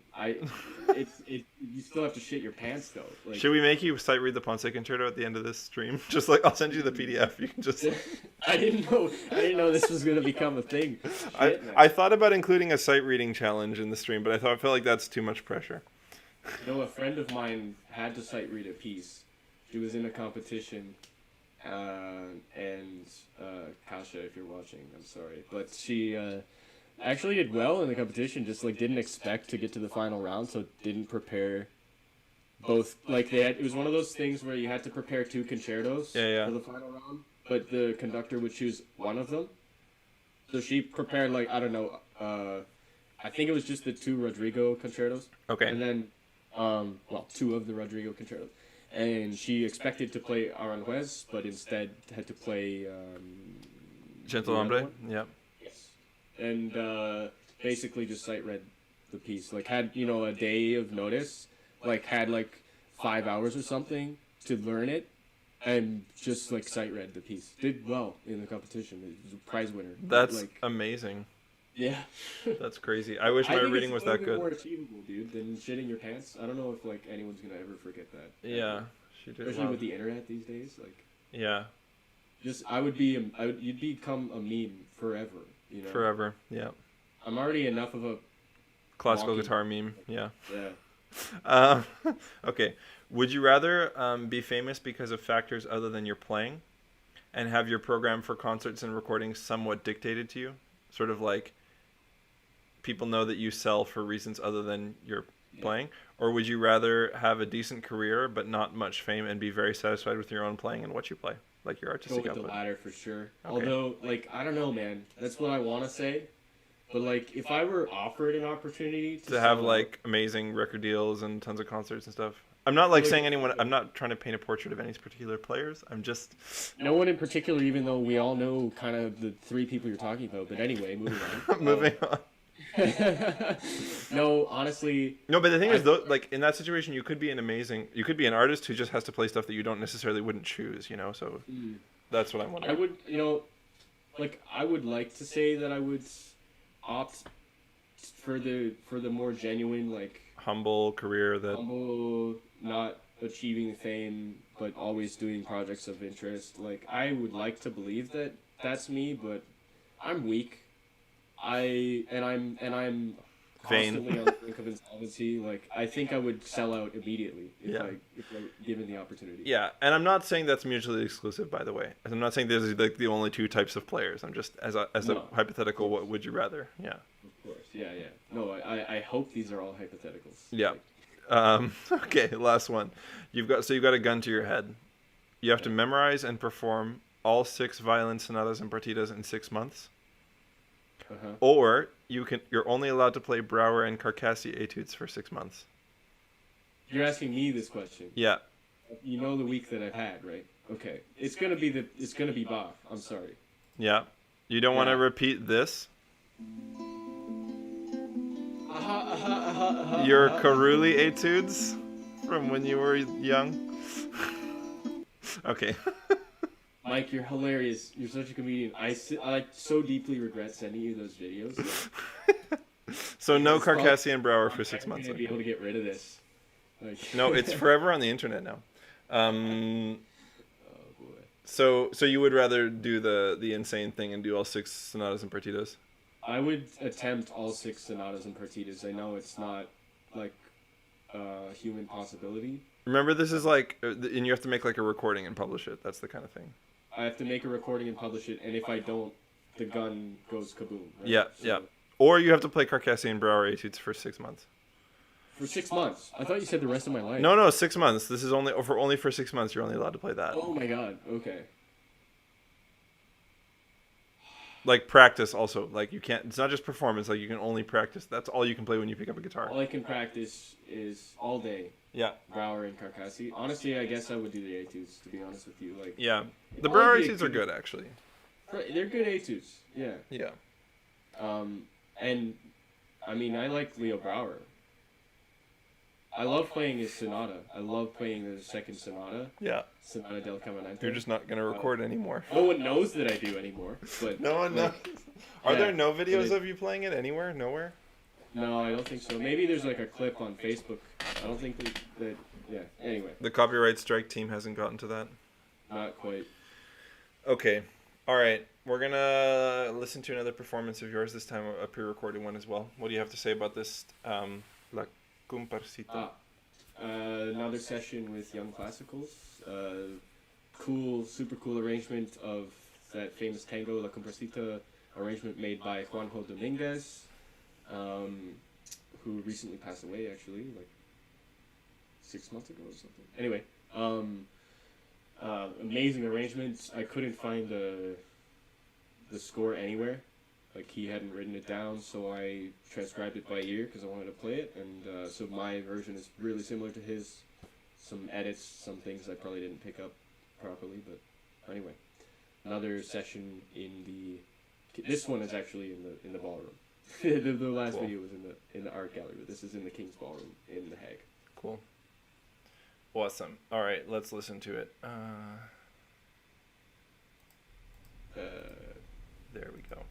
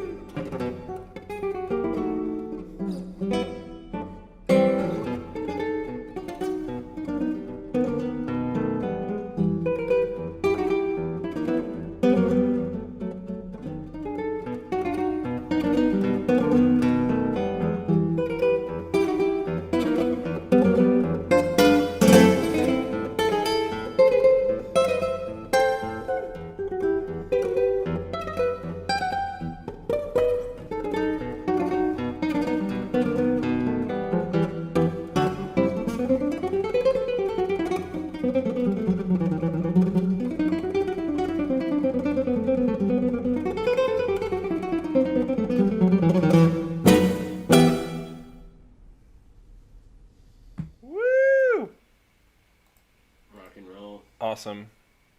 Nice. I heard that many times in Amsterdam. Yeah, did you ever? Yeah, Oh my. I enjoyed it. I enjoyed it every time, man. Every single time. Sometimes when you start it, where it's like, okay, this again. But then, like, once those scales hit, it's like, it's enjoyable every time. True. The scales, man, those are killer, man. Like, Yeah. it's one of those things where every time you perform it, like, it doesn't get easier. Yeah. Yeah, but fun stuff. I love playing that sort of music, like, with the intense rhythmic appeal, you know? Yeah. Awesome. Yeah. Cool. You know what's crazy, Mike? What's crazy?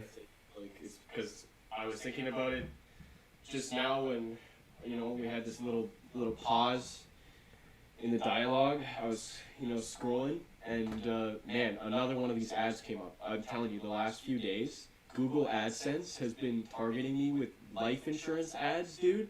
Like, I got an email this morning even from, like, a life insurance company. It's like, maybe Google knows something I don't, but, like, I don't know. I'm thinking, like, maybe I need to start thinking about life insurance. Like, Crazy.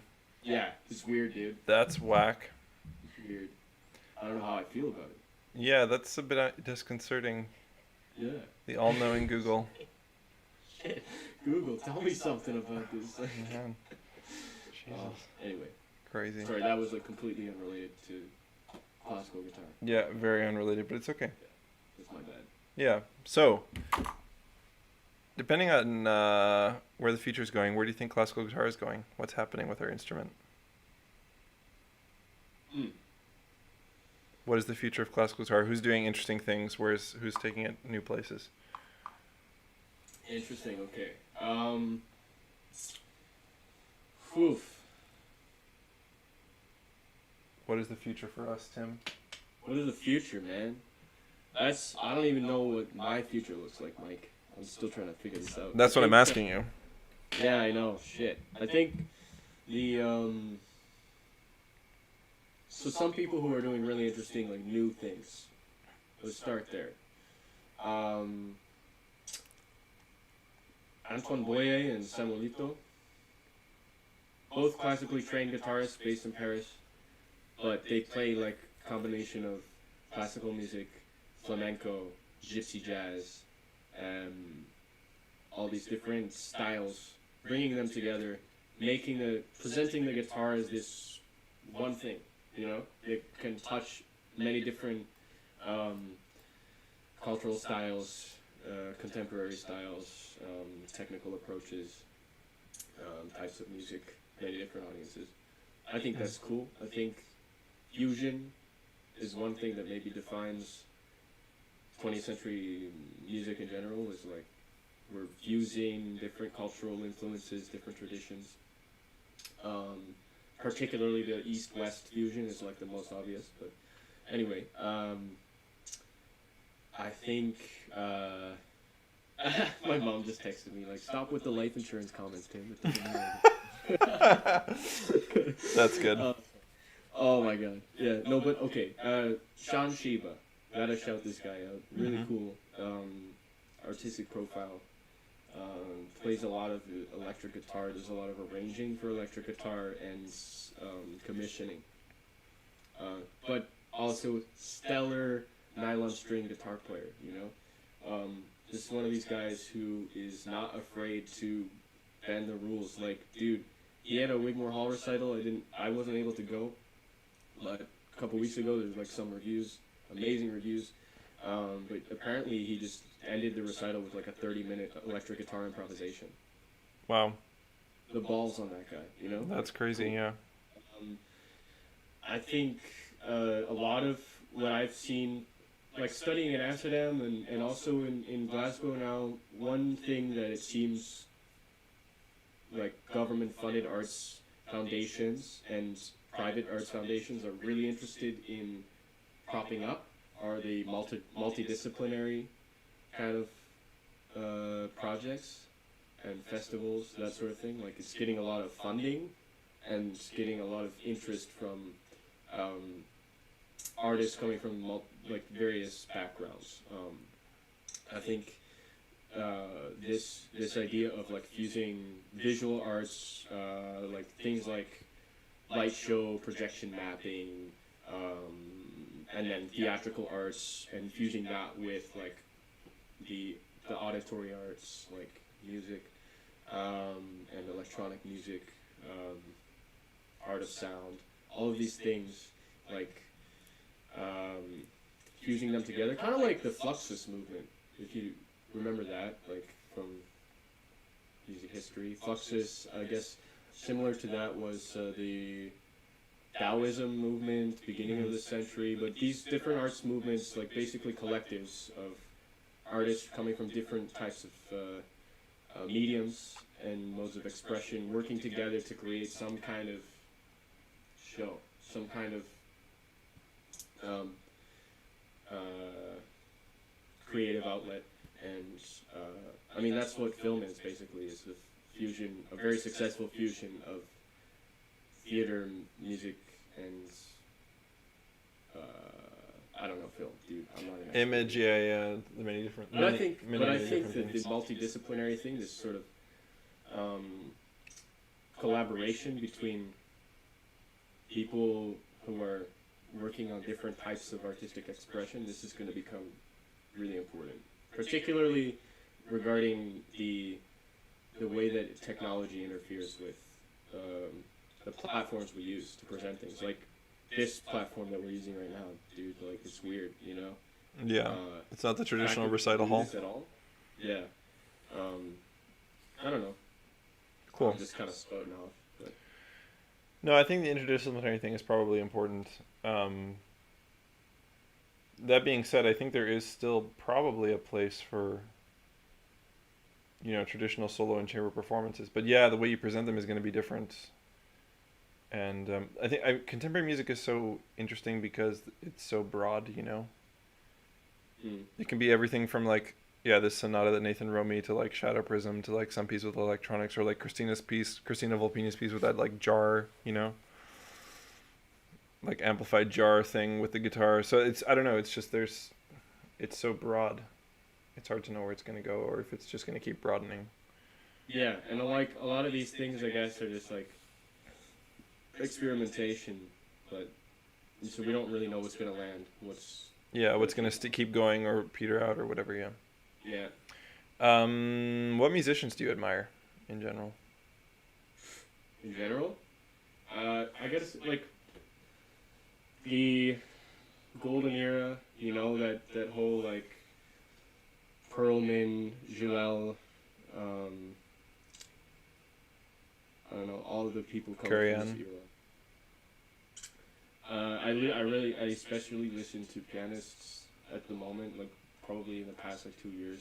Most of the time when I'm listening to classical music, I like listening to solo piano music. I really admire people like Volodos and, I don't know, dude.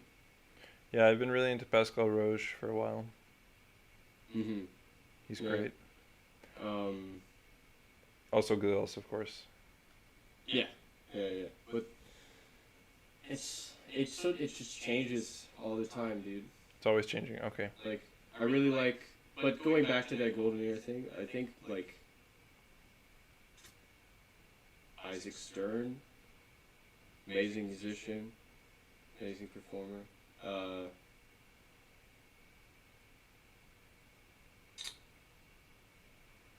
There's just so many people, like, it depends on the style of music I'm trying to listen to and seek inspiration for. Yeah. But yeah.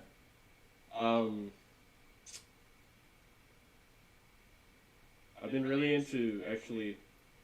been super into Van Gogh lately. Cool. Just listening to like some of these solo performances, dude. Like insane the like what he's able to accomplish sonically. Yeah. Crazy. Awesome. Let's play a lightning round. Can I do a shout out though? Like For sure. I made some really cool discoveries recently. I wanna highlight a couple of things like in the guitar area now, like specifically. Like so recently, I was talking to Kostas Tosidas, the guy who did this arrangement of the Ligeti cello sonata. Yeah, that you're gonna play.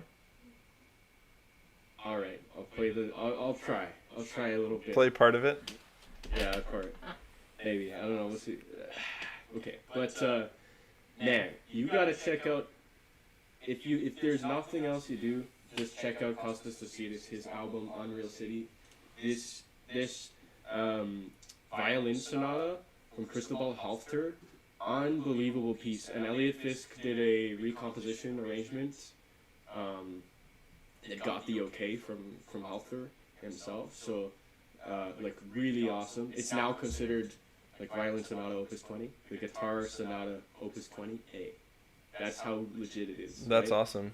Incredible piece. Like, what else? I gotta say, Jeff McFadden recently sent me his fantasy on a Canadian folk song. It's based on the you know the log driver's waltz. It's based on the Log Driver's Waltz. Yeah, dude, that's like such a classic tune, man. And Me and Jessica performed that in our concerts. Really? Yeah, dude, when we want to. You have to buy Jeff's piece, dude. It's so good. It's so much fun to play, and Oh my gosh. and the quotations from the waltz are like really smart. Amazing. Like, Yeah, we performed that when we want like a funny, like ending or encore, like at a casual gig, you know, because like we play a lot of like classical stuff, but then we play like Spanish folk songs. Well, I mean, a lot of the classical stuff from Spanish guitar and voice rep is folk songs actually. Yeah. And then we're like, well, I'll play a Canadian folk song, you know. Yeah, why not, right? And that's got to be like one of the, if not the only, like iconic Canadian folk song. Like, can you think of many others that are... Land of the Silver Birch.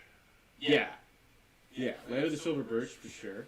There's one There's other a one. lot about birch trees. I gotta say, there's so many folk songs. in There's Canada one other about one. birch trees. I'm trying to remember the other one. I can't remember it, but yeah, Log Driver's Waltz, cool. Yeah. I had no idea there was a fantasy on that by McFadden. That's awesome. That is, yeah, no, and actually Jeff recorded that piece. There's a video on YouTube he recorded with Drew Henderson. Cool. Awesome performance, like such a cool piece. It's pretty new, but I'm excited to play that in the future. Definitely gonna be working on that. And you know what? I just discovered, because of this Equo festival that was going on. Was it last week? Yeah. Shout out to Phil and Hannah and Evan and everyone involved in that, by the way. Yeah, awesome idea. Actually, those three are going to be on the podcast eventually. So. Oh, sweet. On the stream. Yeah. No, it was. I think Evan kind of initially came up with it. I don't know. I don't really. Anyway. Yeah. But Dragos, his concert was. I mean, all the concerts were awesome, but Dragos played this piece, Horizon at East, by the Italian composer Nicolas Giappelli. Never heard of this guy before this, and so I started kind of looking him up. And there's a great album on Spotify. Wait, let me remind myself who the performer is. But this great album on Spotify that features several of Giappelli's solo guitar works, and I think there's a duo piece on there as well. Cool. But really awesome music, and like I haven't heard this at all. And it's strange, like. So I was looking them up, trying to find like where do I buy these scores. They're all unpublished. So I just emailed the guy. We've been having a bit of an exchange. Super nice guy, and I have some of his scores now. Like really awesome writing. Like highly recommend checking out Giappelli. Giappelli. Really awesome. Nice. Yes. Awesome. I also recently got a piece from Mark Del Priora, one of my favorite living composers. Like this guy, his etudes are like absolutely groundbreaking. I've only ever seen first pages of the etudes. I remember like he posted on Facebook a while back snapshots of the first pages, and just like next level in terms of the technical concept he's working with, and some of his pieces are absolutely monumental. Like he's got like the Pocket Sonatina, which is like this cute little sonatina, but then there's this album he was working with that actually Italian guitar player, and there's this album, man, also his hilarious Facebook posting is on point. Dude, his Facebook presence is Like, I live for that. Dude. His sarcastic comments are like the greatest thing ever. Yeah. Oh man. Okay, but his Canzoni dell'Acqua. That's it. I knew it was something with water, but that piece is just incredible. One of my favorite contemporary guitar works like that I've ever heard. Awesome. I gotta shout this guy out. He's so nice too. Like, yeah, Marcus is a nice guy. Anyway. Do you know the Joseph Williams Zia etudes, or like are they called Zia or are they just called etudes? I think they're called Zia. They're like based on different Mexican folklore. Joseph V. Williams II. Joseph Palmer plays a bunch of them. Joseph, I'm writing this down. Yeah, Joseph V. Williams. I think Zia is the name. There's videos of Joseph Palmer playing a few of them. I think most of them are etudes that focus on extended techniques on guitar. Each of them, but they're really cool, and they're all programmatic because they're based on these Mexican folklore. Joseph Williams. Is he Texas. Is he in Texas? He was like the Austin classical guitar composer in residence for a long time. Oh, okay. Yeah. I think he may be or have been in the Texas Guitar Quartet at some point. That rings a bell. But anyways, his music is amazing, and there's some really good performances by Joseph Palmer of it. Yeah, you should really check out his music. All right, you ready for this lightning round? So ready.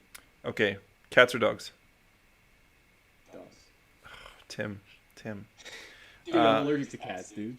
Restoration of the composer's intention or personal interpretation? Intention. Oh, you're the first one to say that on the show. Okay. Bream or Segovia? Green. Honey or agave? Honey. Amsterdam or Glasgow? Amsterdam. Yeah, you still come back to visit every month or two. We're talking about the city, right? Just to be clear, we're talking about the city. Yeah. Don't get angry, Matthew. Yeah. I won't take this personally, dude. I just how can you not like Amsterdam? Yeah. Anyway. Liszt or Chopin? Liszt or Chopin? Chopin. Yeah. Good boy. Free stroke or rest stroke? Rest stroke. Stroke. Breakfast or dinner? Dinner, for sure. I can't eat much in the mornings.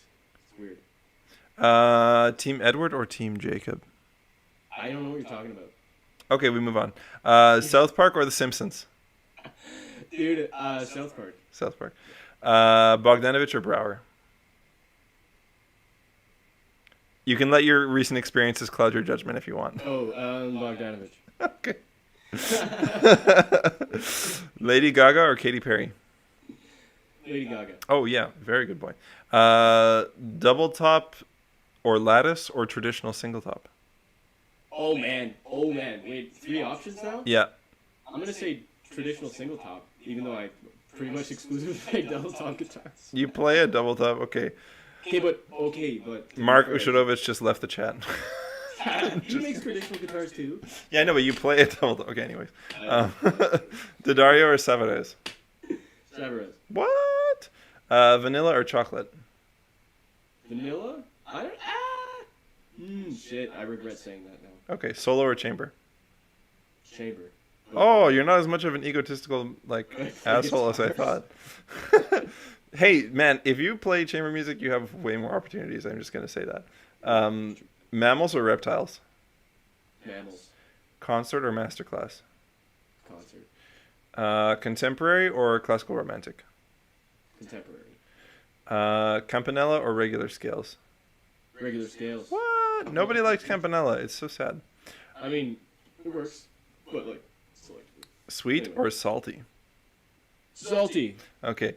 Tremolo or scales? Scales. Horwich or Rubinstein? Horowitz. Thibaut Garcia or Andrea De Vitis? Thibaut. Muffins or brownies? Oh man, that's tough. Oh, muffins, I guess. Muffins, okay. You made banana bread the other day, right? Yeah. Baroque or Renaissance repertoire? Renaissance. Marchandila or Zoran Dukic? Oh my god, dude. Zoran Dukic. Cedar or spruce? Both. Both. You can't say... Okay, fine, whatever. I can't. Both in a double top. There you go. Yeah, exactly. That's the loophole. That's the loophole right That's there. the loophole. We found the loophole in classical guitar. Yeah, that's why I've got a cedar spruce right here. Okay, are you going to play something on your cedar spruce for us to end off here? Sure. Do we have a preference between Dowland and Ligeti? You could play both. They're just so complete polar opposite areas of music. Well, let's see if the chat can everyone say whether they prefer Dowland or Ligeti? Dowland? I vote Ligeti. My vote's Ligeti. That counts for one. It's the Ligeti Cello Sonata or Dowland Forlorn Hope Fancy, right? Farewell Fancy. Farewell Fancy. And Capriccio from the Sonata. So like either I'm gonna commit live stream suicide, or I'm going to say farewell. What do you think is more apropos? I think the Ligeti making yourself sweat is a better option. But let's see what the chat says. Chug the rest of this beer before I do that, though. Emma says, I just heard the Ligeti. Yeah, but Emma, your opinion doesn't matter. Yeah, no, that's true. She did. Yeah, but she said it was awesome. Oh, that took a turn. What's that? Now I'm confused. Well, no one's actually voting. I need to know how to tune my guitar here. All right, you know what, Mike? Just as a gesture. Emma says, "Fuck you, Mike." Sorry, Emma. Please don't hate me. You're coming. You're still coming on the show, right? In May.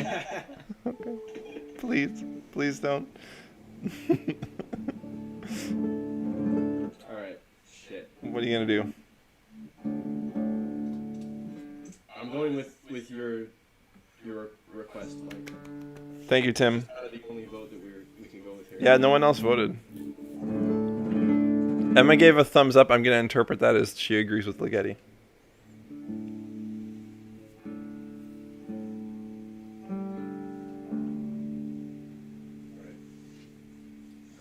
Oh wait, I have to make my video go away because I don't need to sit here on camera.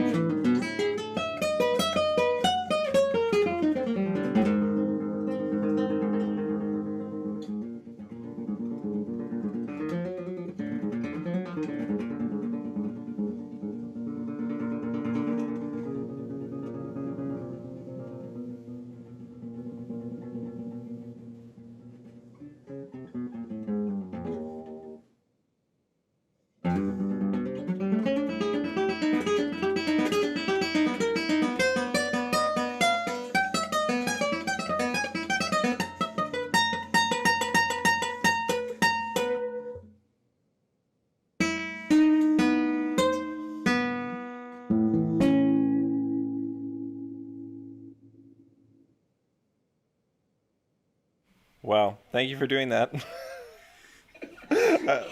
Oh man, just made you shred after talking for like 2 hours. Nice work. Workout. Yeah, Man. super good workout. That's awesome. This was fun, Mike. Super fun, super great. Thanks for inviting me. Yeah, it's like this is my sort of like chance to trap my friends for 2 hours and let me have social time, you know. Exactly. Yeah. Yeah.